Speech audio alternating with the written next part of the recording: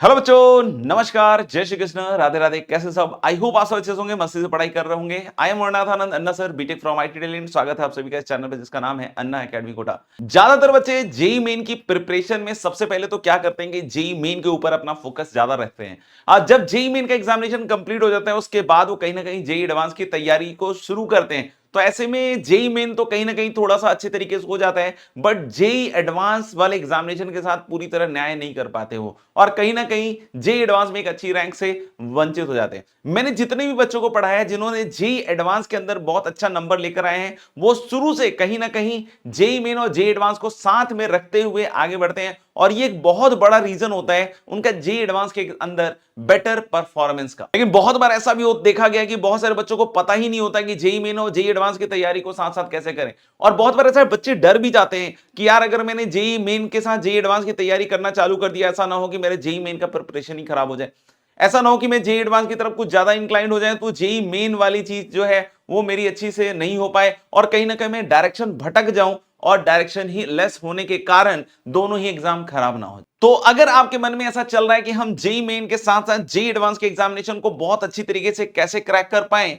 और एआईआर 2000 के अंदर किस तरीके से हम अपनी रैंक को लेकर आ सकते हैं जेई एडवांस के अंदर, तो डेफिनेटली ये वीडियो आज आपके लिए। तो वीडियो को स्टार्ट करें इससे पहले आप जरूर कमेंट करके बतलाइए कि क्या आप जेई मेन और जेई एडवांस दोनों को साथ साथ प्रिपेयर कर रहे हो या आपका ज्यादा ध्यान जेई मेन की तरफ है और आगे की रणनीति आप क्या रखने वाले हैं। तो चलिए फिर शुरू करते हैं how to prepare JEE advance examination along with JEE main. सबसे पहले तो मन में विचार ये आता है कि यार कौन कौन से लोग ऐसे हो सकते हैं जो इस पर्टिकुलर चीज को फॉलो कर सकते हैं, है ना। तो मैंने कुछ चीजें लिखी भी हुई है ना, कि जिस पे अपन थोड़ा सा फोकस करेंगे एक एक करके, सो दैट कि आपको थोड़ा सा गाइड मतलब मैं कर दूं यहां से, आपको डिसीजन लेने में हेल्प मिल जाए कि आपको ये फॉलो करना है या नहीं फॉलो करना है। सबसे ज्यादा इंपॉर्टेंट आप सभी को पता है कि देखो यार जेई मेन में तो सिलेबस का बहुत बड़ी फांद है ना।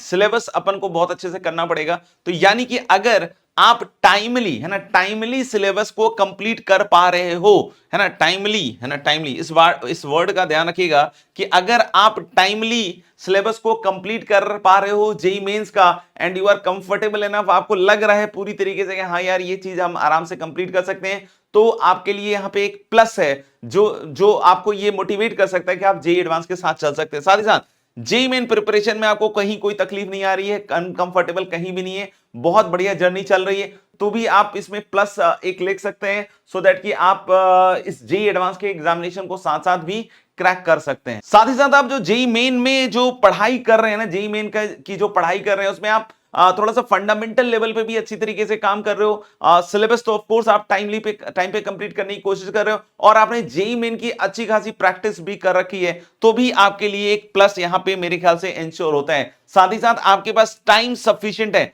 ऐसा नहीं कि सर हमारे पास तो टाइम ही बहुत कम बच जाएगा, है ना, जेई मेन की तैयारी के ही लाले पड़े हुए हैं अभी, तो फिर किस तरीके से हो पाएगा। तो अगर आपके पास टाइम भी सफिशिएंट है तो you have another plus sign with you, है ना। और जेई में जो आपका स्कोर आ रहा है ना, जेई में स्कोर जो आ रहा है, जो आप समझ रहे हैं कि भाई जैसे मैंने एम किया है कि यार मैं तो 180 नंबर लेकर आऊं, 200 नंबर लेकर आऊं, और वो मेरे नंबर्स आ रहे हैं, है ना, और अच्छी तरीके से आ रहे हैं, कंफर्टेबल आ रहे हैं, या 150 नंबर जो भी आपने सोचा हुआ है उसके साथ आ रहे हैं, तो मेरे ख्याल से आपके पास एक और प्लस है। और अगर आपके पास ये चारों प्लस है तो डेफिनेटली आप जेई एडवांस की तरफ या जेई एडवांस साथ में लेकर चलना चाहिए। अगर आपके पास तीन भी प्लस है ना, तो भी आप इन वर्स्ट केस आप ले सकते हैं और उसको साथ में लेकर चल सकते हैं जेई मेन के साथ साथ जेई एडवांस की पढ़ाई को, और ये जो आगे आने वाले टिप्स हैं इसको फॉलो कर सकते हैं। तो देखो यार, सबसे पहली चीज है जेई एडवांस के बारे में कि जेई एडवांस के एग्जामिनेशन के नेचर को अच्छी तरीके से समझना is very very very important. JEE advance का एग्जाम अगर हम देखें, अनलाइक जेई मेंस, एक 6 घंटे का प्रेशर ओरिएंटेड एग्जामिनेशन होता है। मैं बहुत बार कहता हूं ये बात कि बच्चों ये जो एग्जामिनेशन है ये सिर्फ सब्जेक्ट का एग्जामिनेशन नहीं होता है, इसमें कहीं ना कहीं सब्जेक्ट से ऊपर आपकी जो मेंटल जो स्ट्रांगनेस है उसका भी एग्जामिनेशन होता है ना। आपकी पर्सनालिटी कैसी है, आप किस तरीके से टफ सिचुएशंस को बहुत अच्छी तरीके से हैंडल कर सकते हैं, इन सब चीजों पे भी जेई एडवांस के एग्जामिनेशंस का अच्छा करना निर्भर करता है। सबसे पहली चीज अगर हम बात करें कि जेई एडवांस के नेचर को अंडरस्टैंड करने के लिए, तो मैंने जैसा कि अभी बताया कि प्रेशर को हैंडल करना, है ना, बहुत अच्छी तरीके से सीखना पड़ेगा और वो कहीं ना कहीं आपको जेई मेन में भी बहुत ज्यादा हेल्प करने वाला है। तो इसलिए आप जेई एडवांस की अगर तैयारी कर रहे हैं प्रेशर के साथ, अपना जो तरीका है वो आपने बेहतरीन कर रखा है, नहीं तो कीजिए उसको कि प्रेशर अगर आए भी तो आप बहुत ज्यादा फ्लक्चुएट ना करें, तो कहीं ना कहीं वो आपको जेई मेन में भी बहुत मदद करने वाला है। सेकंड पॉइंट है टफ क्वेश्चंस करने की आदत। देखो यार, मैथ्स में खासकर अगर मैं बात करूं तो टफ क्वेश्चंस आपको करने चाहिए और टफ क्वेश्चन से दूर नहीं भागना चाहिए। बहुत बार ऐसा बच्चों के मन में आता है कि यार पहले तो मैं ये वाली सिंपल वाली एक्सरसाइज ही करके छोड़ दूं, है ना, और फिर आगे मैं नेक्स्ट चैप्टर पे मूव कर जाऊं, तो कहीं ना कहीं आगे चल के प्रॉब्लमेटिक हो सकती है। अगर आप अभी अच्छे लेवल ऑफ क्वेश्चंस भी लगाना साथ ही साथ चालू करते हैं, हो सकता हो कि थोड़ा सा समय ज्यादा जाएगा, लेकिन आप यकीन मान के चलिए कि जब आप एग्जामिनेशन वाले डे पे जा रहे होंगे तो आपका कॉन्फिडेंस बाकी बच्चों से बहुत ही अच्छा होगा। एक लैंग्वेज डिफिकल्टी का भी बहुत सामना करना पड़ता है बच्चों को, क्योंकि देखो जेई मेन में तो बहुत छोटे छोटे क्वेश्चंस भी होते हैं, लेकिन जेई एडवांस के जो सवाल होते हैं वो काफी बड़े बड़े होते हैं, लैंग्वेज ओरिएंटेड भी सवाल होते हैं। बहुत बार क्या होता है कि लैंग्वेज को अगर आपने ढंग से नहीं ग्रास्प कर रखा है तो कहीं ना कहीं आपका गलती होने का चांस भी बहुत बढ़ जाता है। तो यानी कि जेई एडवांस के एग्जामिनेशन के नेचर के बारे में जब हम बात करते हैं तो it is also very important कि आपको सबसे ज्यादा इंपॉर्टेंट क्या है कि आप ज्यादा बड़े बड़े क्वेश्चंस को पढ़ने की क्षमता को भी डेवलप कीजिए and with in time develop कीजिएगा, तब जाकर मजा आने वाला है। बहुत बार ऐसा होता है कि क्वेश्चन देखने में लेंदी होता है और कहीं ना कहीं लेंदी देखकर बच्चे घबरा जाते हैं, छोड़ देते हैं ना, लेकिन कभी कभी आप देखोगे लेंदी क्वेश्चन के बहुत ही सिंपल आंसर्स होते हैं, बहुत सिंपल सॉल्यूशंस होते हैं, बहुत आसानी से सोचे जा सकते थे, है ना। उसमें कुछ ऐसी चीज हो सकती थी जहां पे आप अपना स्मार्ट अप्रोच लगाकर उस चीज को बहुत आसानी से क्रैक कर सकते थे। इसमें जब हम नेचर की बात करते हैं, प्रॉब्लम पेपर के नेचर की बात करते हैं, तो यहाँ पे एक और चीज होती है कि यार इजी क्वेश्चंस थोड़े हिडन होते हैं, बहुत बार हमें तुरंत से दिखते नहीं है, और हिडन होने का सबसे बड़ा रीजन वही प्रेशर वाला पॉइंट होता है ना, कि आप इतने प्रेशराइज महसूस करते हैं अपने आप को कि कहीं ना कहीं इजी प्रॉब्लम्स आपको दिखते नहीं है। तो हिडन जो क्वेश्चंस हैं, जो इजी, जो दिखते नहीं है आपको, उसको आपको कूल रहकर, है ना, अच्छी तरीके से आपको मेरे ख्याल से निकालने पड़ते हैं। एक और खास चीज देखी जाती है कि ट्रैप्स बहुत होते हैं यार, यानी कि बहुत बार ऐसे सवाल होते हैं जो देखने में हो सकता हो कि इजी लगे, आपको लगा कि यार ये तो मैंने किया हुआ है, लेकिन कोई ऐसी चीज होती है जो आपको ट्रैप कर देती है। तो कहीं ना कहीं उस टाइम पर ये डिसीजन लेना कि भाई इस सवाल को छोड़कर अब आगे बढ़ना, ये भी अपने आप में बहुत इंपॉर्टेंट होता है। तो ये जो एग्जामिनेशन का नेचर है, इसमें मैंने आपको बहुत सारे पॉइंट समझा दिए हैं कि आपको किन किन बातों पर ध्यान रखना है।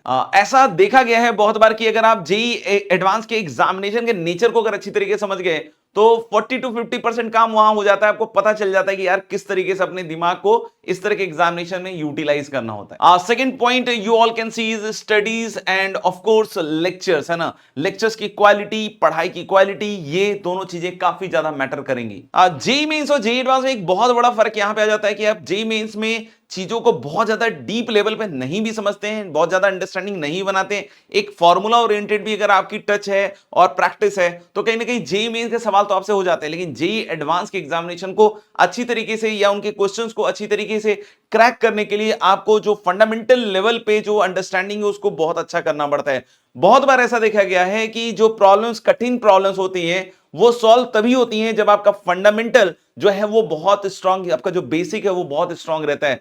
तो आप कितने भी कठिन सवाल हो, अगर आपके बेसिक्स और फंडामेंटल्स मजबूत हैं तो मेरा मानना है कि कहीं ना कहीं आपके पास एक एडवांटेज होता है कि आप कठिन सवालों को भी, अगर आपके पास समय है at the end of the examination, तो आप आसानी से उसको क्रैक कर सकते हैं। तो बहुत ऑब्वियस हो जाता है कि आपको वन शॉट जैसी चीजों के लिए जेई एडवांस पे रिलाई नहीं करना चाहिए। आपको प्रॉपर लेक्चर्स देखने चाहिए, उसके नोट्स बनाने चाहिए, और उसके ऑफ कोर्स आपको डिटेल नोट्स, यानी कि कभी कभी ऐसी चीजें होती हैं जो बहुत बार दिखती तो है लेकिन कभी कभी हमें अप्लाई नहीं कर पाते हैं, तो कहीं ना कहीं उन सब चीजों को भी लिखना बहुत ज्यादा जरूरी होता है और फिर उसी के हिसाब से आपको एग्जामिनेशन की तैयारी भी करनी होती है। इसमें कुछ पॉइंट्स आपको मैं जरूर बतलाना चाहूंगा। पहला पॉइंट वही है कि बेसिक्स कवर कीजिएगा, है ना। बेसिक्स को बिना कवर किए आगे मत बढ़िएगा, बेसिक्स को अच्छी तरीके से, फंडामेंटल्स को अच्छी तरीके से कीजिएगा। सेकंड वेरी इंपॉर्टेंट पॉइंट है कि रट्टाफिकेशन मत कीजिएगा ना, रट्टे ज्यादा नहीं मारिएगा, है ना, क्योंकि अगर सिर्फ आप रट्टा मार रहे हैं तो कहीं ना कहीं जेई एडवांस वाली चीज तो आसानी से नहीं हैंडल होने वाली है ना। तो रट्टे से जितना ज्यादा दूर रहे, है ना। कॉन्सेप्चुअल पॉइंट्स हैं, फॉर्मूले हैं तो रटना ही पड़ेगा यार, है ना। मैथ्स फिजिक्स में खासकर अगर फॉर्मूले तो याद करना ही पड़ेगा, ठीक है। और केमिस्ट्री में जो चीजें हैं जिनको मेमोराइज करना है वो तो करना ही है, लेकिन हर चीज को रट जाना is not the solution of the game. Notes आपको ठीक ठाक लेवल पे बनानी चाहिए, इस तरह के नोट्स बनाने चाहिए। तीसरा पॉइंट मेरे ख्याल से ये कि आप अच्छी तरीके से उसकी अंडरस्टैंडिंग को बरकरार रख पाए, लॉन्ग टर्म तक बरकरार रख पाए, है ना, कोई पॉइंट मिस ना हो आपके दिमाग से। तो इस तरह की चीजों को अपन दिमाग में लेकर चलते रहें। Third point is very important, that is practice methodology, क्योंकि एग्जामिनेशन सब कुछ इसी के बारे में है ना, सॉल्विंग प्रॉब्लम्स, क्रैकिंग प्रॉब्लम्स, इन्हीं के बारे में है सारी चीजें, है ना। तो आप देखते होंगे कि जेई मेंस से रिलेटेड जो सवाल आते हैं और जेई एडवांस से रिलेटेड जो सवाल लेते हैं, वो देखो एक तो बहुत इंपॉर्टेंट है कि लेवल वाइज तो बिल्कुल डिफरेंट होते ही है ना। जेई मेंस में आप देख सकते हो इजियर लेवल की चीजें होती हैं, खासकर केमिस्ट्री और फिजिक्स में। मैथ्स में तो फिर भी आप देखोगे कि यू विल फील कि हाँ ठीक ठाक लेवल के सवाल पूछे जाते हैं। लेकिन हम लोग अगर बात करें जेई एडवांस की, तो लेवल अप तो होता ही है, साथ ही साथ नेचर मतलब यह जो पैटर्न ऑफ क्वेश्चन होते हैं वो भी डिफरेंट होते हैं। जहां पे हम जेई मेन में सिंगल करेक्ट और न्यूमेरिकल टाइप या इंटीजर टाइप क्वेश्चंस को ही सिर्फ टैकल करना सीखते हैं, वहीं पर अगर हम बात करें जेई एडवांस की तरफ, तो सिंगल करेक्ट, मल्टीपल करेक्ट, है ना, एक से ए वन और मोर देन वन करेक्ट वाले क्वेश्चन जो होते हैं वो भी बहुत इंपॉर्टेंट हो जाते हैं। कॉम्प्रिहेंशन वाले सवाल आते हैं, इंटीजर वाले सवाल आते हैं, तो कहीं ना कहीं पैटर्न ऑफ क्वेश्चन भी होता है, वहां पे काफी ज्यादा डिफरेंस क्रिएट कर देता है आपका। हेंस जेई एडवांस की प्रैक्टिस के लिए मैं कुछ आपको पॉइंटर्स सजेस्ट कर देता हूं, जो अपने दिमाग में आप जरूर रखिए, आप जरूर नोट डाउन कर लीजिए इन पॉइंटर्स को। First definitely is level up problems, जो भी आप प्रॉब्लम सॉल्व कर रहे हैं उसको थोड़ा सा अप कीजिए।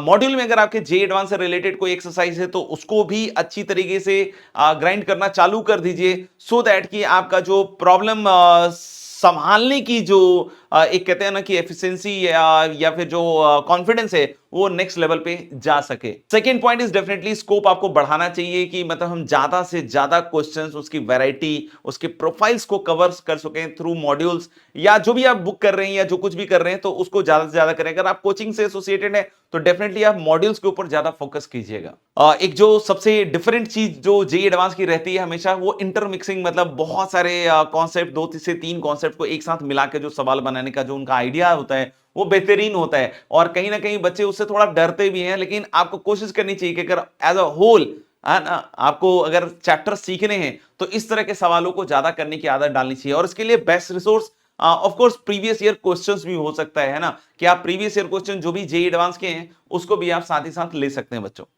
Next is definitely JEE advance level test and उस तरह का एनवायरनमेंट अपने आसपास क्रिएट करना।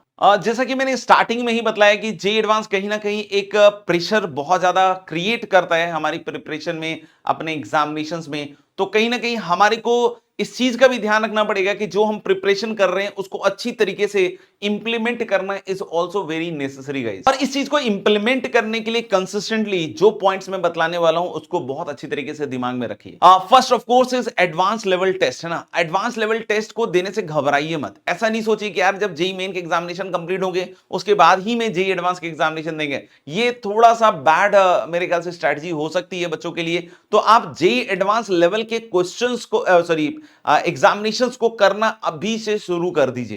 कोशिश कीजिए कि इन एवरी 15 से 20 डेज एक आप जेई एडवांस लेवल का टेस्ट दें। और अगर आप किसी कोचिंग में हैं तो वहां पे जाकर भी आप बैठकर, अगर आपके आसपास सेल्फ स्टडी रूम्स हैं या इस तरह की कोई चीज है तो वहां पे बैठ कर दीजिएगा, तो उससे ज्यादा फायदा होगा। क्योंकि जनरली देखा गया है कि जब हम एग्जामिनेशन सेंटर्स में जाते हैं तो कहीं ना कहीं एक फियर ऑफ अननोन, जो सामने बहुत सारे बच्चे दिखते हैं तो कहीं ना कहीं एक फियर भी साथ ही साथ डेवलप हुआ रहता है। तो हम उस तरह के सिचुएशन अपने दिमाग को कैसे काम करें, किस तरीके से कूल रखें, वो सब चीजें भी सीखनी पड़ती हैं। तो अगर आपके कोचिंग इंस्टीट्यूट में कहीं सेल्फ स्टडी जोन है या इस तरह की चीजें हैं तो बिल्कुल एकदम कहते हैं ना, बिल्कुल फिक्स होकर आप 3 घंटे और 3 घंटे जो हम 2 पेपर्स देते हैं एक दिन में, उस तरीके से एग्जामिनेशन को देने की कोशिश कीजिए।